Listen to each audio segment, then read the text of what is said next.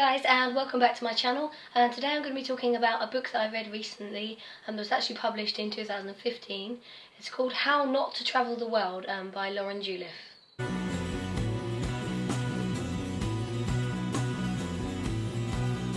So the book is about Lauren's travels in Asia and Europe for about a year and a bit. In the book she plays this sort of persona where she's kind of shy and awkward and a little bit socially inept, and as the title suggests, it's all about the sort of more disastrous aspects of her travels. So to that end you get lots of descriptions of her not knowing what to do in social situations and being a bit awkward and shy and getting physically injured in one way or another.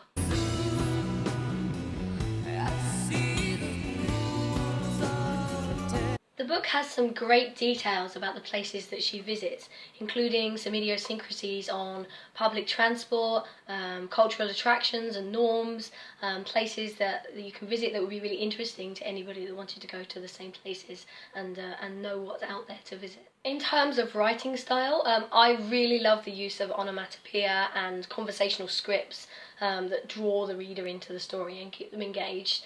So that is something that Lauren did quite frequently in her writing, and it definitely did keep me engaged and reading until the end of the story to see what would happen. The last thing that I would mention that I found really admirable and brave is that Lauren talks quite candidly in the book about the struggles that she's had with eating and developing eating disorder.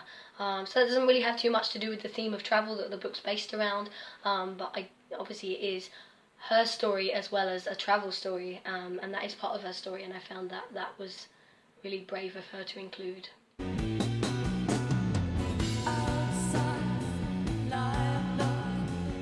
Without giving any spoilers, Lauren's description of herself at the start of the book is as this sort of skinny, weak, clumsy, inept, inexperienced girl. Now the perception of herself does change throughout the book, but I felt a little bit like this presentation of herself at the start was slightly exaggerated in order to promote this kind of travel changes you kind of narrative, which I felt was a little bit forced. I would have preferred less self-analysis and more focus on some of the travel aspects and more expansion on some of them, as she did say in her author's note that she compressed some of the stories, so I think you could have spent more time talking about those stories and less time talking about your character analysis. The other thing I would say about this book is that Lauren does spend a lot of time talking about her accommodation and where she's eating, which is obviously a specific type of travel that some people may enjoy. She did mention that her boyfriend, Dave, I'm not sure if that's his real name, loved kind of adventure and adrenaline type activities, but she seems to gloss over those a lot of the time. There is a short story in there about surfing, but it does seem very compressed as well, and I would have liked to hear more about any kind of adventure, adrenaline type activities rather than just stories of her having another meal. The last kind of con that I would mention about the book is related to a tsunami scare that Lauren experienced when she was in Thailand. Now warning, there is a book spoiler ahead.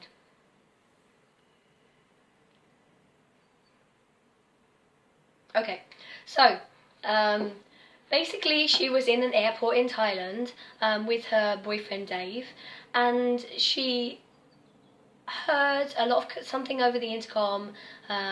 She didn't quite hear what it was, and then lots of people started panicking and running for the exit, and eventually she heard that there was a risk of a tsunami coming and everybody was panicking and trying to run and get uphill, and she just ran out the airport and ran a little bit up the hill, and then she thought back to Dave and she was like, oh no, Dave's left me. And I was like, excuse me? You left him in the airport, you just ran off. So I thought that narrative was really funny. I was like, you clearly ran off and like left him there, and then you're like worrying, oh no, what do I do? Oh no, I'm on my own. And I just thought it was really a strange reaction to leave the person that you're travelling with when there's danger. Surely you'd be more likely to want to stick together. So that was something that did jar with me a little bit.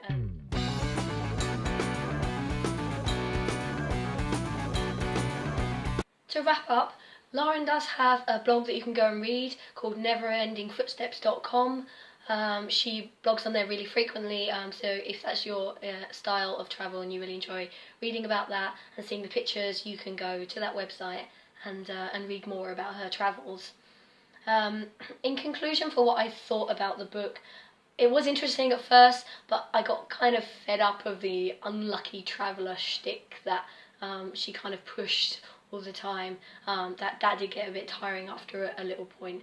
So that whilst it was worth reading, I think it will take a trip to the train station book swap shelves, and I think I'm going to go off and read a book about someone stranded at sea next. So thank you for watching my video.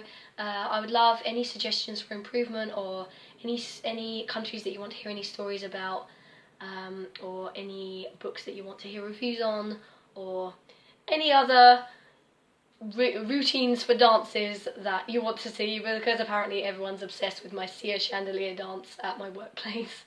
Thank you so much for watching, and please subscribe if you like it as well. Thank you.